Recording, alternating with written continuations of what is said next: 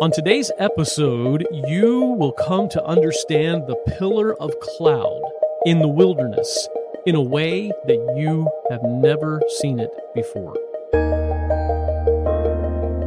Hello and welcome to the BC Messenger podcast. This is Season 3, Episode 1 of the BC Messenger. My name is Steve Hall. I'm here, as I am each month, with my wife, Jennifer Hall.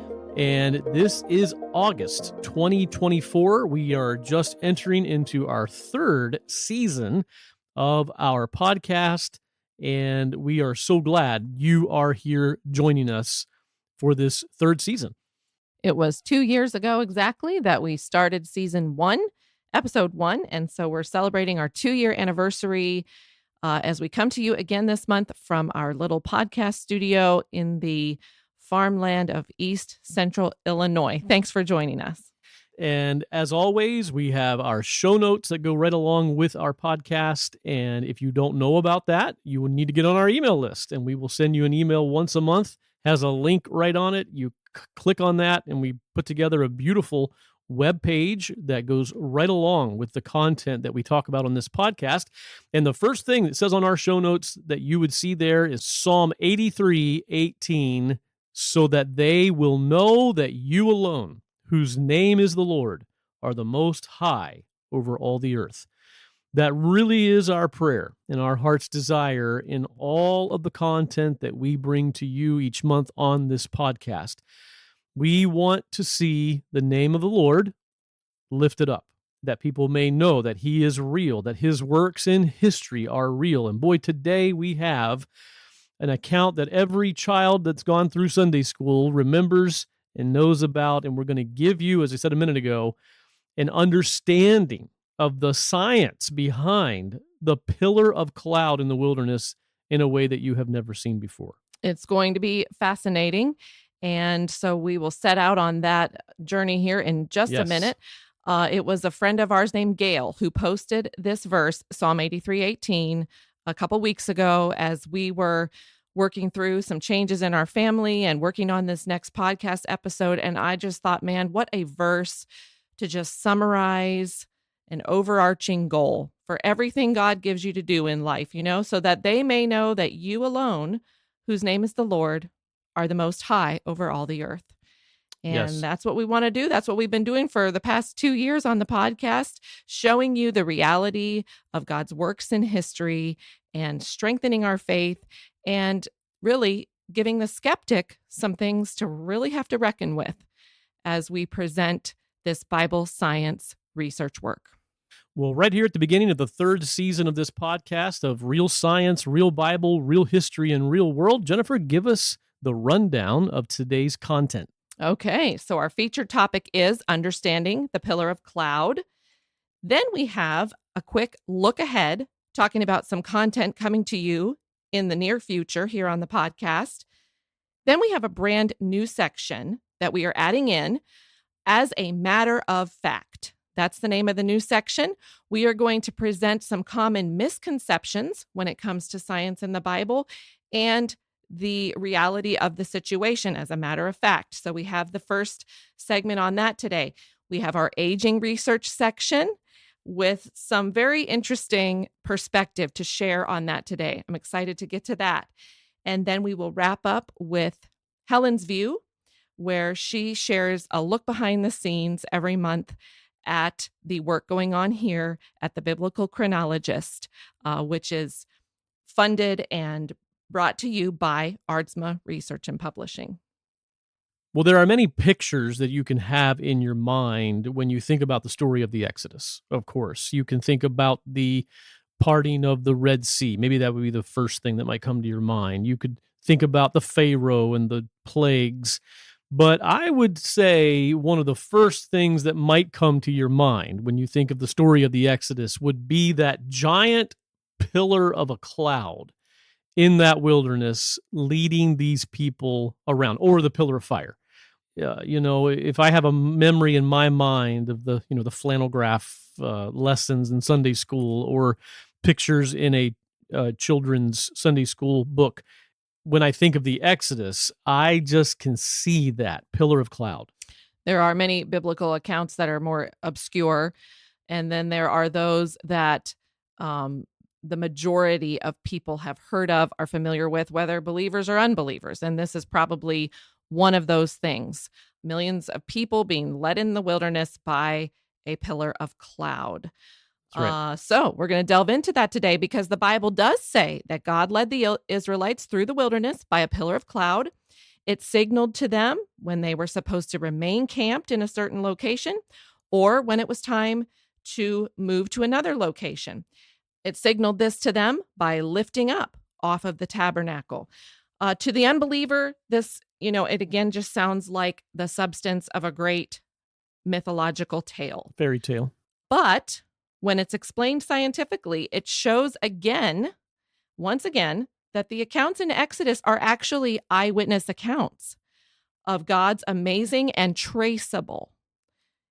We're not just saying, believe this because it's part of a sacred story, but instead, it's shown to be true in the real world, and we can go back and see how God worked in these amazing ways. And this is what we want to keep stressing as we go through these discoveries by Dr. Aardsma, that if God did these things in such a way that we can go back and trace them, he used his real world creation to accomplish these amazing accounts that we have in the Bible, then in our modern day, with our modern day technology and science, we are able to trace it. We are able to see, because of that situation, because of those circumstances that the Bible plainly states, that is what takes place in God's creation. It's real. It really did happen. So it's really neat and a blessing to be able to share these things and show the reality of it. Well, why don't we go ahead and just read the scripture, Exodus 13. Before you read it, can I just say one other thing? Yep. This article came out by Dr. Aardsma last November, so that would have been November of 2023. Right. And it is part of a series that he has been doing in great detail on the route of the Exodus. And this is just one installment among many interesting and fascinating realizations about what was actually going on in these biblical accounts. And you can go back to previous podcast episodes and listen to what we've talked about. The podcast is so neat in that way. It's like books on a shelf. You can go back and pick it off and listen to a past episode there. Well, Exodus chapter 13, 20 and 22 states this. Then they set out from Succoth, which was the first encampment, and they camped in Etham on the edge of the wilderness.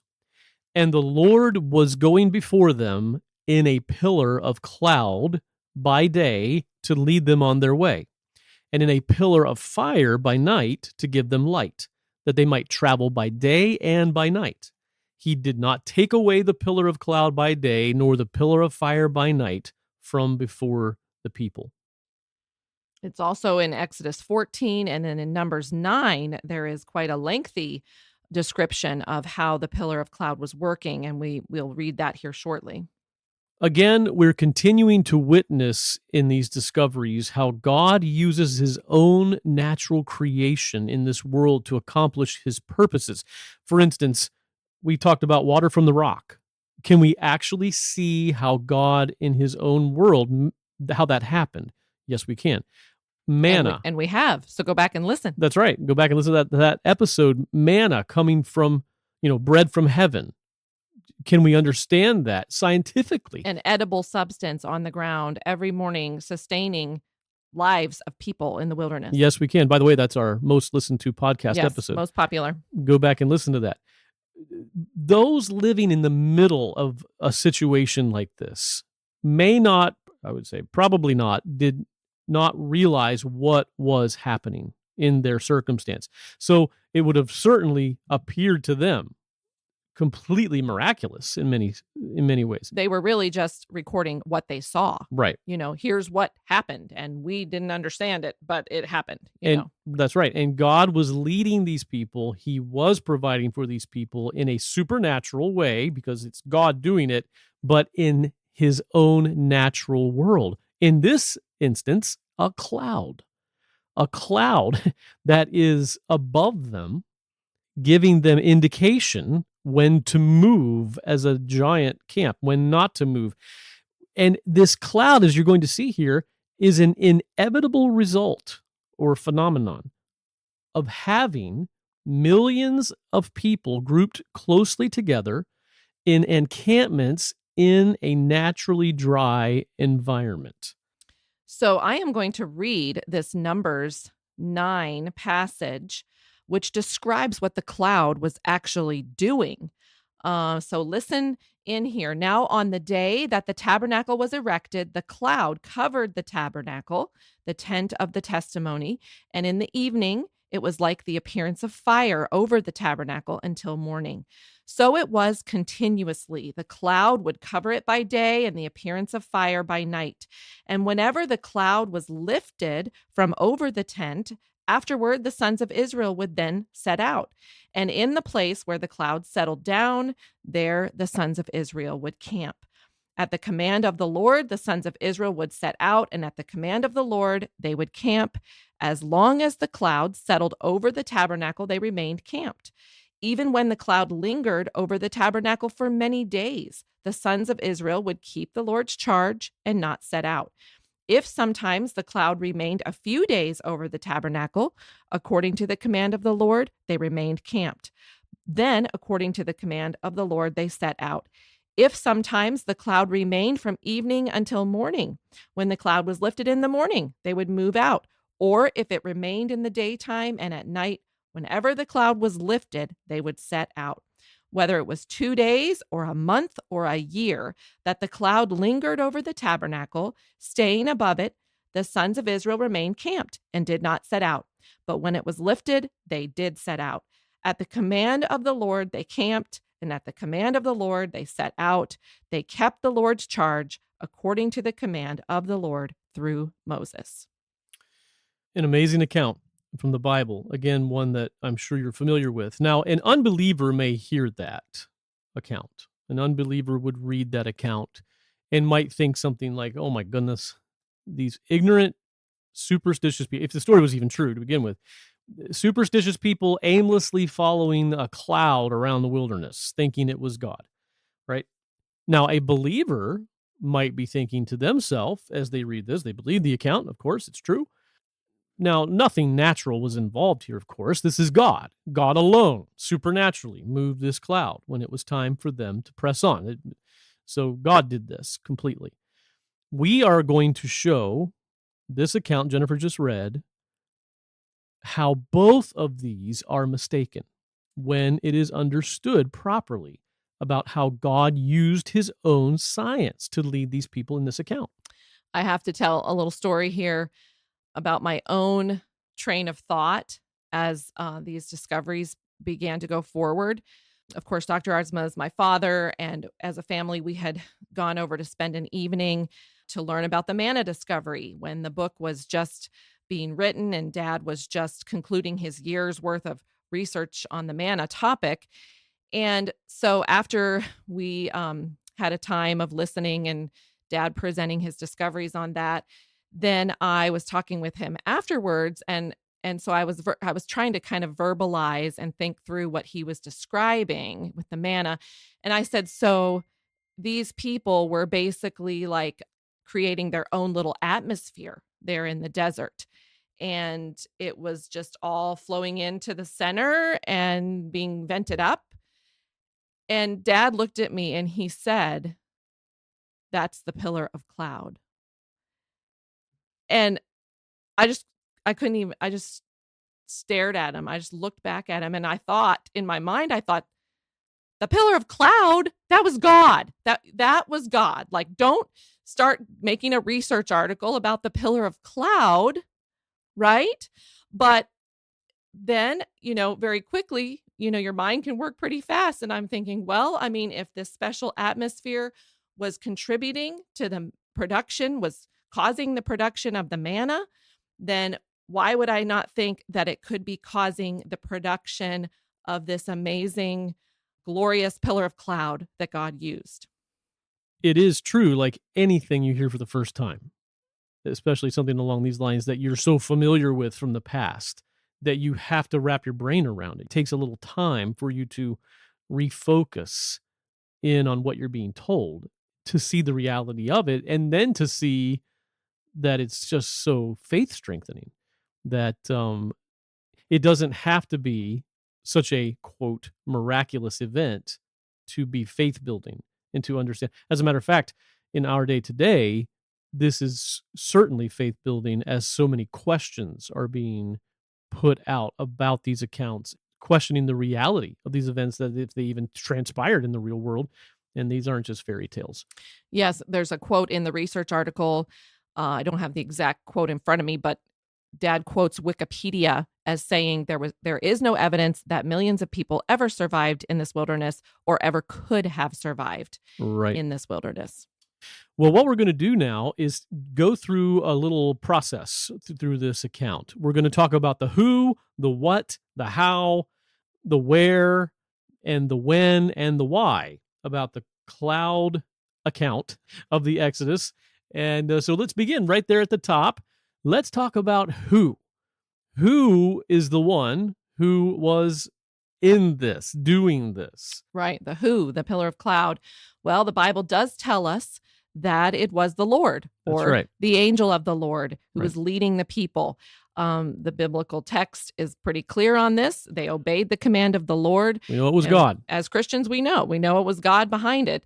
Now, it's interesting. Sometimes the text does seem to separate what the angel of the Lord does and what the cloud does. And it says it two separate things, Right. but that they're doing, the same motion or moving behind the people or whatever. I think the most clear example of that is at the crossing of the Red Sea. Yes. At the beginning of the crossing of the Red Sea, where the Bible says the cloud moved behind the people, and then it states that the angel of the Lord Yes. moved behind the people It's either as that well. or the opposite order, but Okay. it's mentioned two separate things happening there. So it doesn't say that the cloud was God, but Right. it definitely is saying that God was in it, that this was God's direction for Exactly. them. Right. Yes.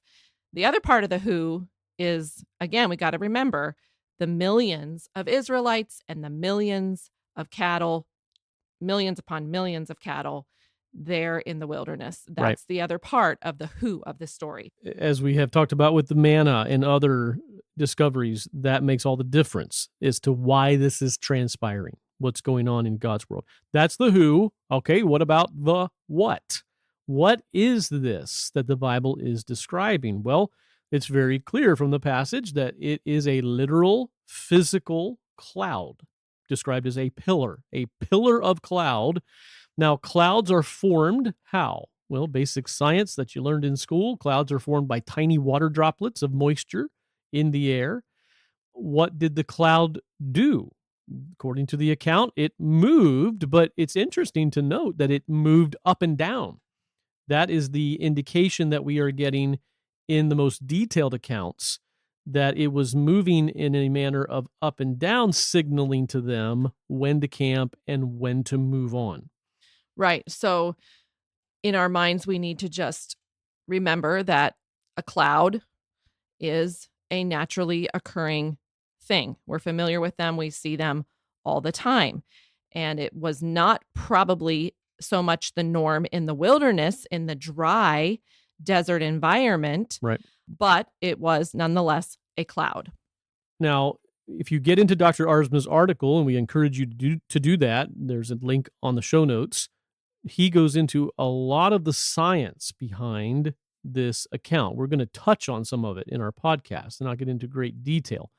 But you can go and read up on it if you're into that kind of thing and you are really curious. And if you're a science junkie and That's you right. like graphs and equations and even computer programs, he's then listed it go all. read the article. That's right. We are trying to summarize it here today for you in layman's terms. And we are going to teach you today a new term that you probably haven't heard before. Maybe. I wasn't familiar with this term. It is called a hygrometer.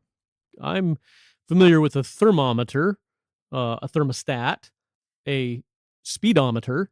but Right. I never heard of a hygrometer. Maybe I should have heard of it before. Right. So I didn't know what that was. Yes, but we know a thermometer, a speedometer, these are measuring things, right? That's right. Measuring your speed, measuring the temperature. Well, a hygrometer is used for measuring the humidity of the air or a gas, and it is used to measure the amount of moisture in the air, the humidification of the air. That's what a hygrometer is used for.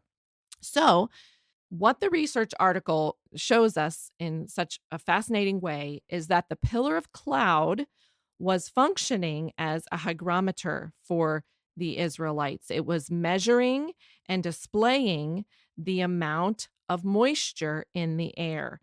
How was it doing this? Well, are we getting to the That's how? the Is that the how. next thing? And this is, to me, the most fascinating part and where we're leading to here. Let's talk about this. You may say, well, how do you know this, that the cloud was functioning as a hygrometer? Well, let's talk about the science of the pillar of cloud.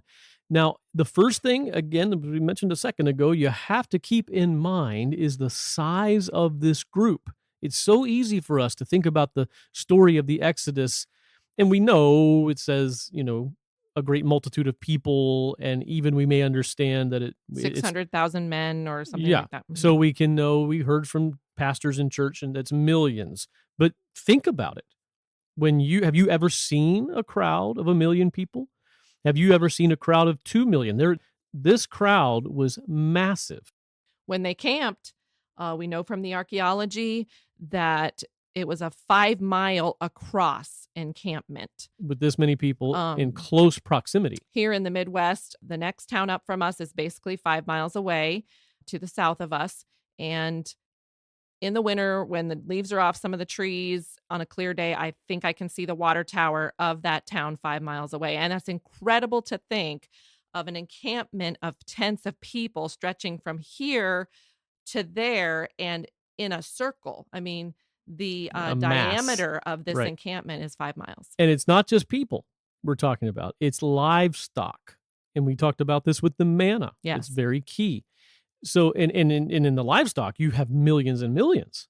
Yes. Because it's not like they had 1 or 2 little sheep running around each family. I mean, exactly. They had lots of sheep. It This was their livelihood. Yeah. Mm-hmm. So now I remember when it first dawned on me, because I'm not a scientist, but it first dawned on me, do you think maybe if you had that many people with that much livestock that it could even have an impact on the environment around them?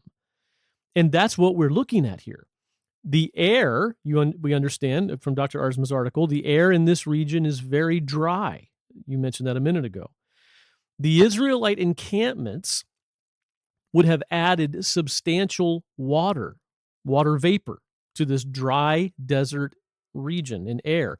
Humans give off between 2 or 3 liters of water per day. They give it off as perspiration, as urine, water vapor in their breath, for example. And because of the heat of the desert, all of this water would have ended up in the air. Right. It's not going to necessarily soak into the ground much. It's just going to evaporate. And that's just coming from one human. But then you have cooking, boiling, right, watering the livestock, washing that would have been needed when they were near a plentiful water supply. So all of these uses of water and even being near a water supply is going to be adding substantial moisture to a very dry desert environment. Right. So again, picturing this, all of these people in close proximity, this moist air would have risen into the atmosphere above the camp because of the buoyancy. And again, we are getting all of this from Dr. Aardsma's newsletter. You can go and read, and he describes this as moist air that is lighter or less dense than dry air, the buoyancy. The key thing for us and our listeners to understand is that the height at which the pillar of cloud formed would have depended upon the amount of moisture in that rising column of air. Right. So the more moisture going into the air is going to affect the pillar of cloud in different ways. And we'll get to that in a minute. But what was happening was all the dry air surrounding the camp is pushing in on the camp. This is me in layman's terms. I'm sure this isn't technically the right terminology, but the air is flowing into the center of the camp. The moist air is being pushed together in the center, and then it is rising up and forming this cloud, because that's what moist air does when it gets enough moisture in it. So you probably were already getting that, and that's where I was leading to as well, that this is what is forming the cloud, that this cloud is being formed above this group because of the circumstances and the situation that we find there. And if you were to go back today and recreate it, this is why this is verifiable. This is God's science. That if you were to bring, you couldn't do this, but millions of people with millions and millions of livestock in that dry region of the world, you would have a giant cloud rise up above them today as well, because it's the way God has made his world. This also has to do with the air cooling as it rises in the atmosphere and causing the moisture to condense into the water droplets. And something interesting to note here is that if you get enough humidity, enough moisture in this center area, it's going to produce a fog on the ground, right? We know that when you drive into a cloud on a mountain or something, you are in a fog. And there were times in the biblical account where a fog came down and covered the tabernacle. And so that is totally possible with the way that this thing was working. Right. So let's think about that for just a second here. We need to stress this point. The Bible clearly tells us, and this is part of what shows that these things are true. The account from the Bible is giving us the exact situation that it needs to be in order for this to have happened the way science shows that it happened. Really, this is real science, real Bible, real history in the real world. For instance, the Bible clearly states that the cloud was over the tabernacle. Right. And where was that located? Where was the tabernacle located? It was located in the center of the camp. At least that's what we believe the Bible's telling us, that they were. But you're getting ahead, because that's the next point. Where? That's okay. That's okay. Right. Well, okay. So we'll get onto that more in just a little bit. But it is important to understand that. Yes. That the text is clearly giving us an accurate picture of how the science works. And again, the people of that day wouldn't have known the science. Right. They're just recording what they are seeing. So it's reality. It's any good fairy tale is going to give you a fantastic story, but it's not going to work out in the real world. Exactly. And this does. And this isn't just the first time this happens. This is happening over and over again, that the science and the accounts are adding up, being written by people who don't understand the science at all.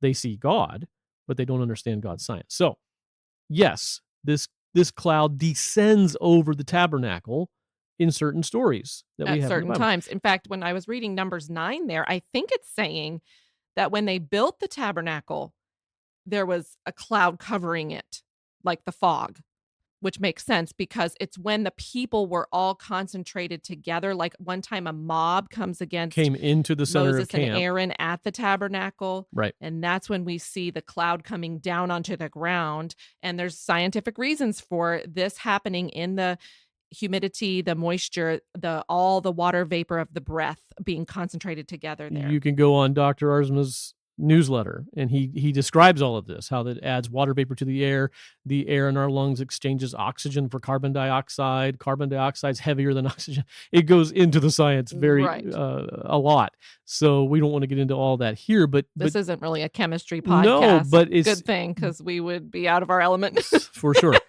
But we want to just put that in there to show that this is based in reality, real world. Yes.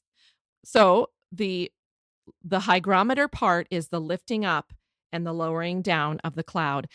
Dr. Aardsma built a computer program to show what would happen if you had a moist parcel of air released in the dry air, and at certain levels of humidity, how high the cloud would be. At a 1.8%, I think it is, seems to be probably the optimal amount of humidity they would have had. That's when the cloud was just above the tabernacle. And you can see this on the computer modeling. And listen to this. Okay, this will correct your wrong Sunday school impressions. 3/4 of a mile up into the air. When the cloud was sitting just above the tabernacle and they just were supposed to stay camped there, you could see that cloud going up 3/4 of a mile. I mean, this isn't some little white, puffy, pretty little cloud, Right. I mean, this thing was massive. So, but then when the humidity drops, or the moisture, the humidification of the air drops, the cloud lifts up. It forms higher up in the air. So everybody in that whole camp could clearly see that thing is lifting up. Mm-hmm. Now, they didn't know the hygrometer was telling them that the moisture, the humidity in the air is dropping. That's what's happening when this cloud lifts up. And it's the Lord in it, doing it before them. It's his science, and it's his science and his world working for the benefit of these people. Now, we're going to get into the where. And as we do, the first thing I want to mention here is to tag onto what you just said, that it's so interesting that as I've thought about this, that it is in the center of the camp. Now, you picture yourself in a 5-mile wide mass of people. How would you even know, where are we inside of this mass? How would you have any kind of orientation, sense of direction in the middle of this mass? But if you have this massive cloud that it's being created in the center of the camp, going straight up into the air, well, now you know exactly where the center of the camp is due to this cloud, right? You know where the tabernacle is, and I think that's key. God was in the tabernacle. God is in the Holy of Holies. Now, of course, when it's traveling on the shoulders of those men, but it's going before them in this way.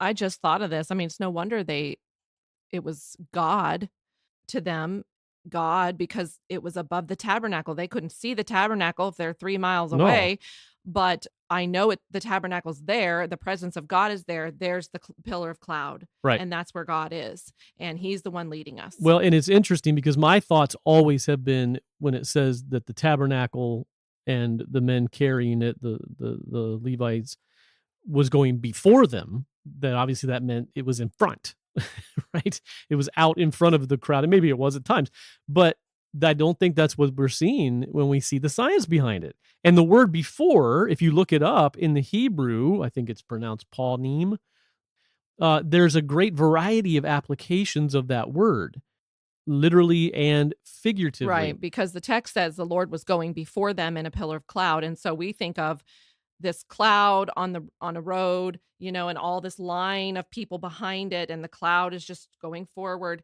Right. But what we're seeing is that the cloud was in the center of the camp, and that the people may have very likely traveled in a beehive type of a mass formation, not a line, with the cloud above them. And we'll talk about how it led them a little bit later. But right, I mean, is this true that the cloud actually wasn't out in front of them, leading them? And does the Bible say it was out in front? I mean, it says the Lord was going before them, and I think that's what you're getting at. Panim, which in the Old Testament can be translated as presence, countenance, face, in the sight of.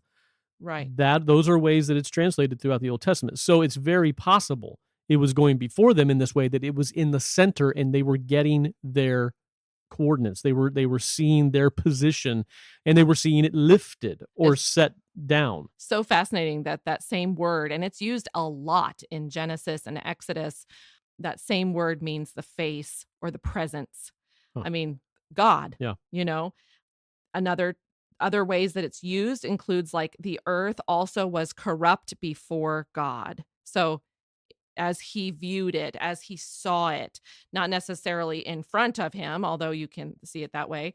Another one, Genesis 24, Abraham says to his servant, and he said unto me, the Lord before whom I walk. Right. So it's in the sight of, in the view of, stood before Pharaoh. So the meaning there doesn't have to mean in the front of the line of people in any way. And it's much broader meaning than that. And I just find it fascinating that it is in the center of the camp. That's where the tabernacle is, as we mentioned a minute ago. And that correlates with the science behind it.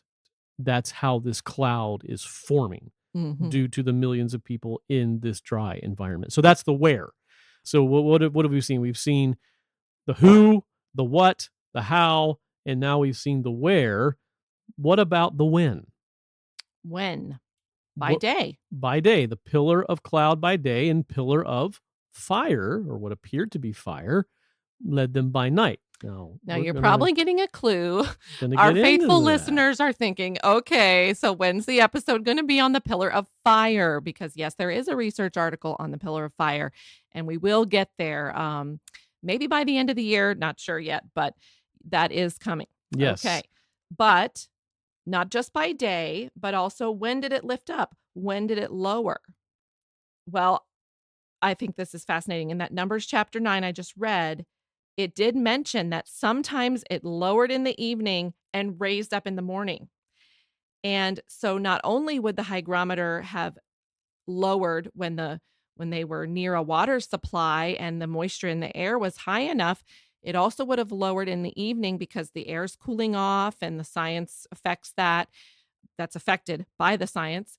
And that's a natural time, of course, to set up camp. And it even says that there in Numbers that sometimes we camped in the evening, we went out in the morning. It would also naturally have happened when the water was becoming more scarce in the camp, as you mentioned. Water starts to be conserved due to less availability within this cloud. So this would have been reflected by a very sensitive hygrometer. I'm learning about a hygrometer and how this works. As the water is becoming more scarce, drying up, then this cloud reacts in God's nature in this way, and it lifts, and the people have the understanding it's time to pack up. The hygrometer would have been very sensitive. The computer modeling of it shows that just a couple tenths of a percent change would have made a huge difference in the height of that cloud. Right. And so as the people began to not wash the clothes as much or not cook as much, not drink as much because the water supply was getting more scarce, the reservoir was getting low, whatever, this hygrometer would have reflected that at a very sensitive level. And why? Let's go to our last point. Well, obviously, the why here is to keep these people alive, to prevent them from dehydrating in the wilderness, to lead them to water supply, which would have been their number one need physically in this dry environment to ultimately get them to the promised land. Yes. I mean, dehydration would have been their biggest threat in a wilderness environment. We talked about this last month, 3 days to live with no water. And so you can't dilly-dally. You know, if your water supply is getting low, the hygrometer reflects that. God shows them that, and everybody in the camp can see it. Okay, it's lifting up, time to pack up. And so it's a unified obedience to what God is showing them. And now we head out. Now, we didn't discuss this in the how, and we better get this real quick. How did it lead them? Right. There is the science behind the fact that this pillar of cloud could have easily had a tilt to it as it traveled through the dry desert moist air, and it was attracted towards areas with more moisture. Now, read the article if you want to know more about that, Right. because I'm at my limits to be able to explain that. But the tilt of the pillar of cloud when they were on the move could have easily been how God directed them. Of course, the Bible doesn't say that, but that is there in the science as well. Right. So the question I have then is, was God leading them or not? And yes, we certainly see that the Bible is clearly stating that God is in this whole thing. Now, he is using, as we have seen in other instances, his natural world rather than simply supernatural events taking place. And what is the advantage of this? The advantage of this is, again, God uses naturalistic events in these accounts so that they can be verified as true historical events, distinguished from fabricated tales. The historical accuracy of the Exodus accounts has been under attack for years now, decades now, in the fields of research, in the fields of education, scholarship, especially from, Dr. Aardsma points out, from biblical archaeology. It is not believed. It is seen as fairy tale. It really is seen as, okay, well, number one, we don't even believe it. Number two, if we do believe it, then these people are just following some cloud aimlessly around the wilderness. No, not at all. Or if we do believe it, of course there's a lot of hyperbole in there, right? I mean, this is mainstream Right. thought today.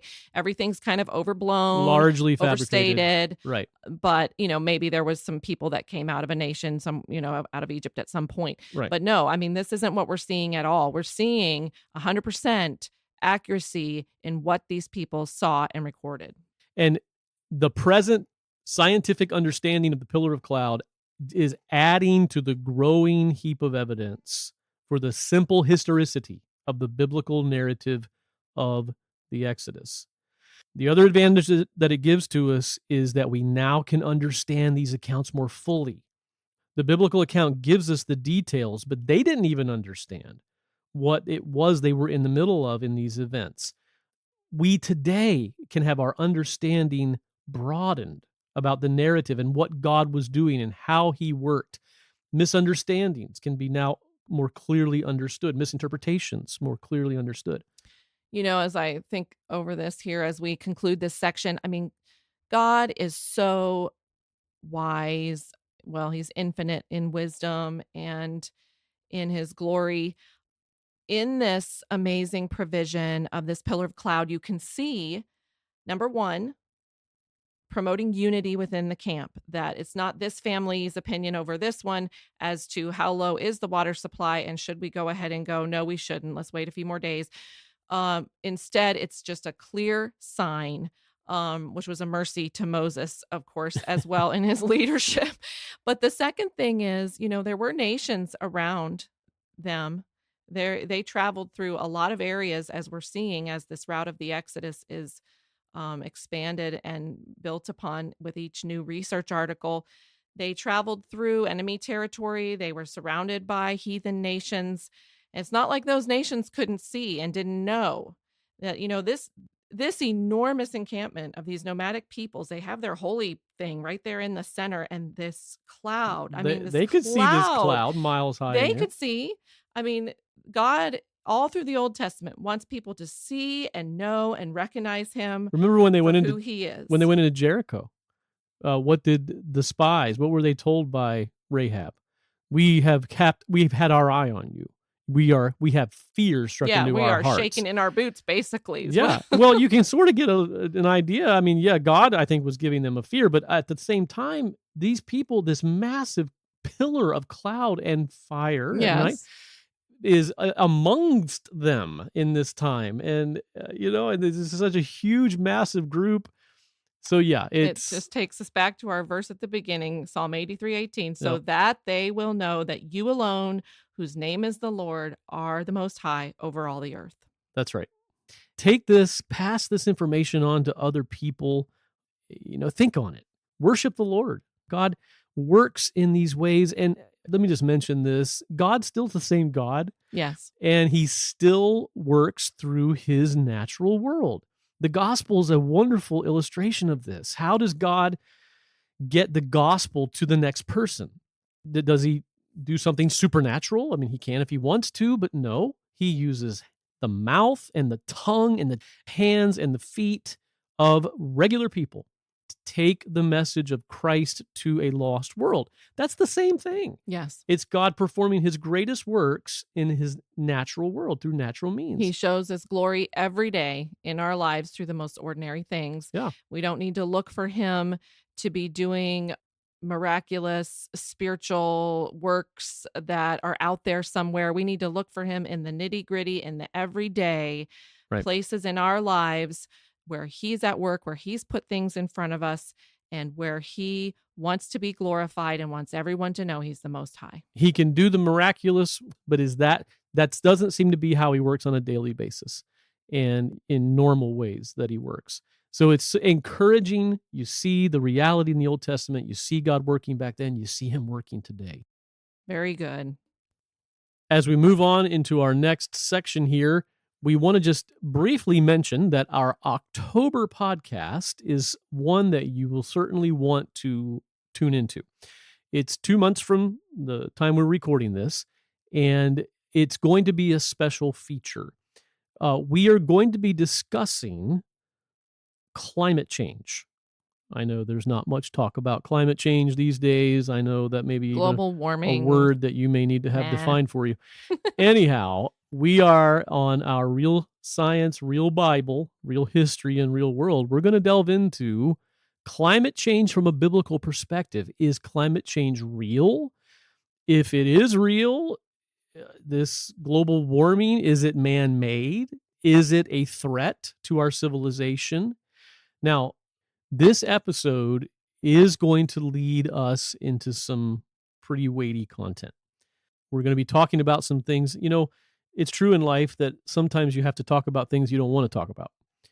And this is where we find ourselves because it's weighty.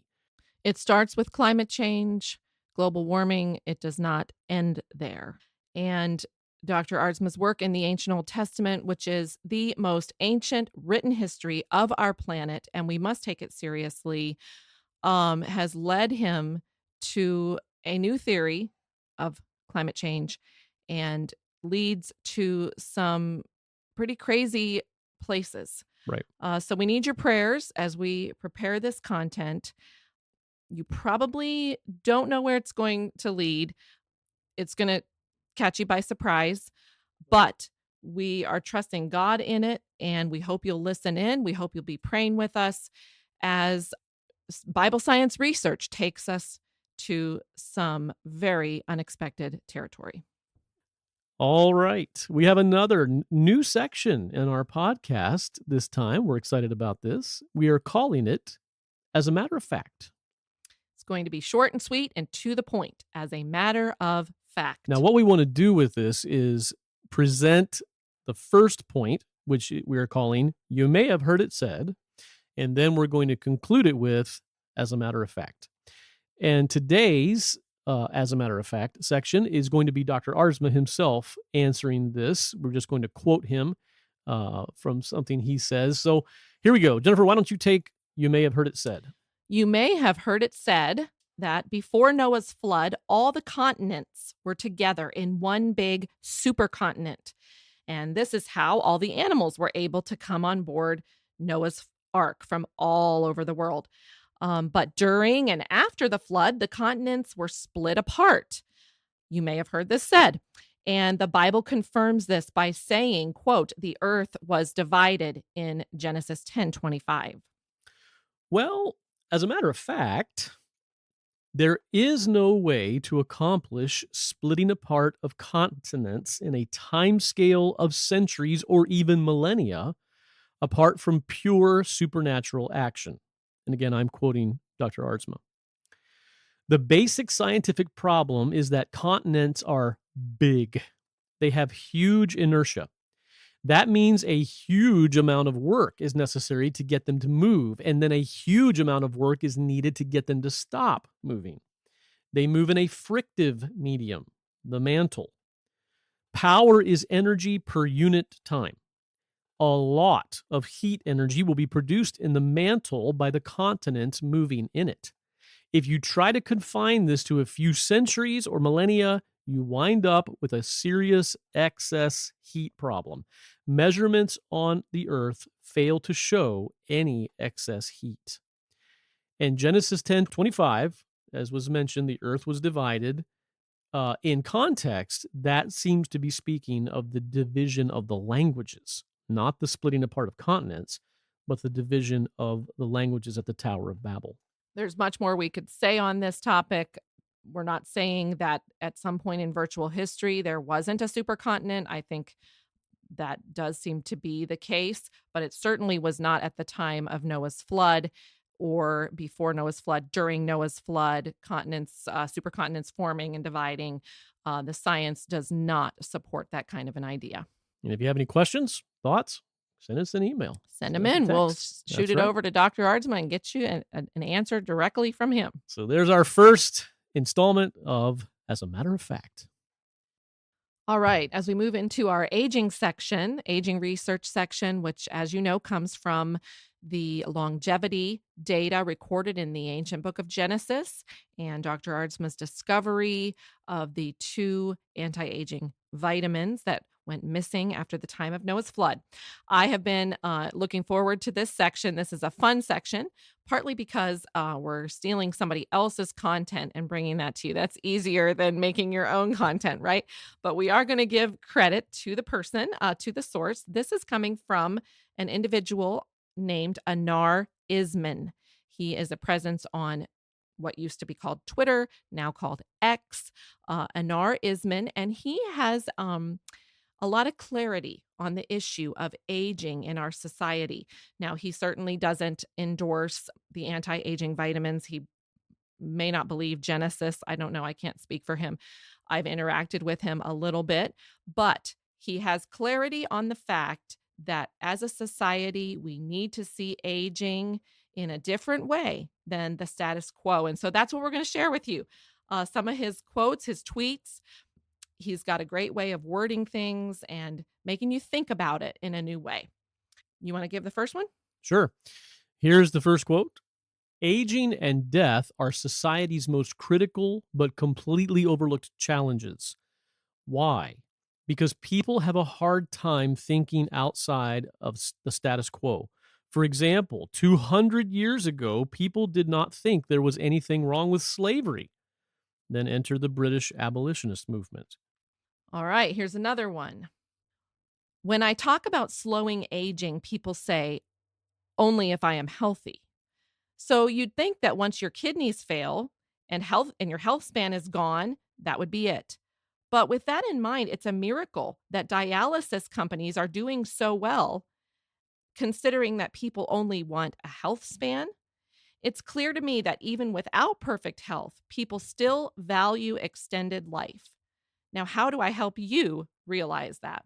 Right, because that's an argument people have on the anti-aging front. Well, only if I'm healthy. I want to live, but if as soon as I start to have health problems or I, start to feel my age, I don't want to extend my life. But put yourself in that time. situation. Where would that line be drawn for you? Yes, that you exactly. say, well, now I don't want to have longer life. So, all right, very good quote. Now here's another one. Okay, now this is not a political statement from the BC Messenger, but this is a tweet that Aardsma recently put up after the incident with former President Trump being shot at the rally. And so on the tweet, he has a picture, which most of our, if not all of our listeners, I'm sure have seen, the picture of Trump with his fist in the air being taken off of that stage after he was shot at. So here's Anar's take on that picture. 80-year-old man didn't die. Amazing. Lifespan extended. Death is bad. Everyone agrees. Now, let's apply the same mindset to 100,000 80-year-old people that die from aging every single day. To me, this picture represents the importance of the fight to live, life over death, and aging being the number one threat to life. You need to be alive to fight. I love that. You can't fight, which was what former President Trump was saying there in that photo. You can't fight if you're not alive. We got to sustain life, extend life. Right. That should be our number one priority even when it comes to aging as a society. This Mr. Isman put out a audio or a video, I guess it was, on a tweet. Yeah. It was an old Burger King commercial. Yeah, we've just got to sneak this one in here because I love it. Yeah. Okay. What this tweet was saying was how hard it is for us to change our mindset about something, which as a society, of course, we see aging as very normal. So let me read the tweet. Why don't we play the audio? Yes, let's play the audio of this. Now, this is a news segment from 30 years ago about Burger King starting to accept credit cards, which was a brand new thing. Unheard of. There's a news segment here, picture Burger King credit card accepted on their sign. Okay, so we'll listen to this audio and then we'll read Anar's tweet. And our point is how slow we are to accept new ideas. Yes. Even as obvious as they are to us today. It's so hard for us to be a visionary and see the potential in something, Yes. So let's listen to this. Cash or credit? What? The home of the Whopper is offering cash or credit. I think it's pretty bad if you have to use a credit card when you go to a fast food restaurant for something as little as $3.10. If I use my GM card and I get a 5% rebate, if I eat here long enough, I'll be able to buy a pickup truck. Burger King bosses say workers won't have to figure out how much change the customer gets back. I just hope it doesn't slow things down at the cash and carry, that people are going to be having to call New York and get the confirmation or, whatever it is. Because when I want a Whopper, I want it now. Just another way to spend money. I'm sure it'll work for people on vacation when they don't have to do something, but I can't imagine it working on a day-to-day basis here. So far, the smallest credit has been for $2.50. The largest, just over 10.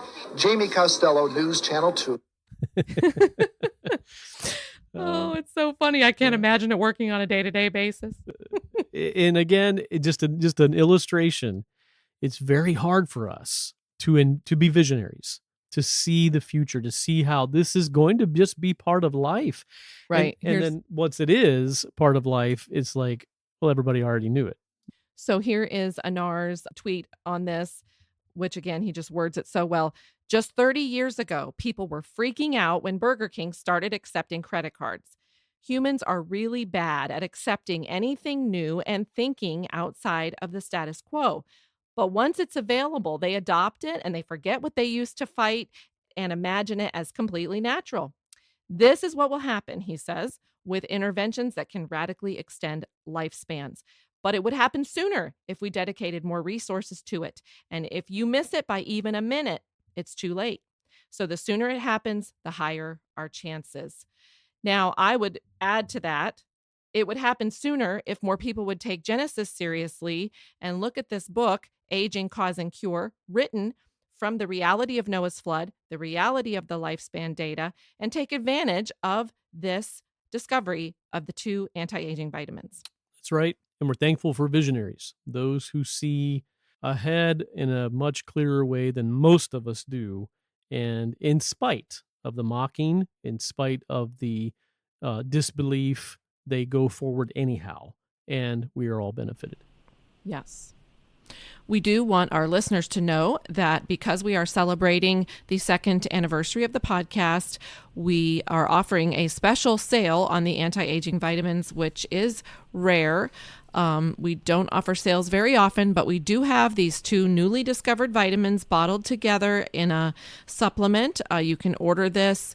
And you can be a visionary. You can be a person who is seeing beyond the status quo and who is understanding these things in God's real world, understanding it to a point anyhow to where you want to take advantage of it for yourself. And the sale that we're offering from August 1st through August 9th is buy one, get one free on the vitamins, which is the best price you will ever get for individual purchases of any quantity. And I do hope that you will stop and ask yourself, if I haven't taken advantage of this discovery, why haven't I? And realize that this is your best opportunity as far as price goes. And, like Anar pointed out, I mean, we really don't have any time to waste when it comes to aging. Aging is ravaging in the body without these 2 newly discovered vitamins. And we need the protection and the healing that they're able to offer us no matter where we are in our chronological age, and I hope you'll take advantage of it. All right, we have our Helen's View section now, and Helen this month is going to talk about a very special young man to us. His name is Sam. We've known him all of his life. We've known him, and he's known us all of his life. Sam Hall. And so this is Helen's View for this episode. Meet Sam Hall. I'd like you to meet Samuel Hall. This summer, Sam started working for me in the shipping room. So he has joined the behind-the-scenes crew, which keeps ARP's unique Bible science ministry going, including bringing this podcast to you each month. Sam, is my grandson and the 4th child of Jennifer and Steve Hall. Sam is 15 and will turn 16 in October of this year. He is greatly looking forward to getting his driver's license this fall so he can drive himself to all his sports activities. He recently purchased his first vehicle, and as you can imagine, he is pretty thrilled about that. I remember Sam as a little tyke, and he was always smiling. I was a long-distance grandma, and so I only got to see him once a year or so and missed watching him grow up. But God has since made up for it, and I'm thoroughly enjoying getting to know Sam as a teenager, as he lives just a few blocks from me. Sam fills online orders for Mulberry Lane Farm, bagging products, putting together pallets for pickup, and numerous other tasks. I really enjoy working with Sam. He has a great attitude and picks things up quickly. And it is a great way to get to know him better. Sam is a handy guy to have around as he helps his Uncle Caleb and his Grandpa Aardsma on various projects around the ARP campus. Sam is homeschooled and will be a sophomore this fall. He takes one class at the local high school, which allows him to play basketball and football for the public high school teams. I have really enjoyed watching Sam play, and I must say he is improving about as quickly as he is growing tall. Last summer, Sam had a pumpkin patch and sold his pumpkins to the public. He grew some real beauties. Sam takes care of cutting his family's lawn and has daily chores around the house and farm. Sam also travels, sings, and plays his violin with his family in our Truth in Time ministry. Sam is a great big brother to his 4 younger siblings and sets a good example to them. He also enjoys spending time with his older siblings, going fishing with Joshua when he has a few spare hours. Sam will become an uncle for the first time, as his brother is having a little girl around Christmas time. At the local gym, Sam can be found lifting weights with his 2 brothers, Joshua and Toby. Gerald remembers being this age. 2 things were on his mind. Where's the ball? And what's for dinner? So 2 frequent topics of conversation in the shipping room between Sam and me are sports and food. I am very proud of Sam. He loves the Lord, is kind, and has a servant's heart. I know God is already using Sam, and I'm excited to watch the Lord do great things with his life. As we close out the beginning of our 3rd season of the podcast, thanks for being with us. Thanks for hanging in there through all the ups and downs of this podcast journey. It's been great, and we're thankful to have you with us. And as we go through the ups and downs, not just of podcasting, but also of life, which we all experience, we need to know that God is at work and that he is real and he's powerful, merciful, mighty to save. So we pray that this podcast has helped you to draw nearer to the true and living God. And there's always so much more to learn as we follow him. He is the God of all truth, and he made such a world and gave us such mysteries to solve as we uncover all that he's done and is doing. Yes, and as we launch into this 3rd year, we do thank you for joining us month by month as we are here on the cutting edge of real science, real Bible, real history, and real world. Take this and share it with a friend. They may be encouraged as well and strengthened in their faith. And if you teach Sunday school, you can teach on the pillar of cloud like you never have That's right. before. Thanks for joining us. We'll see you in September.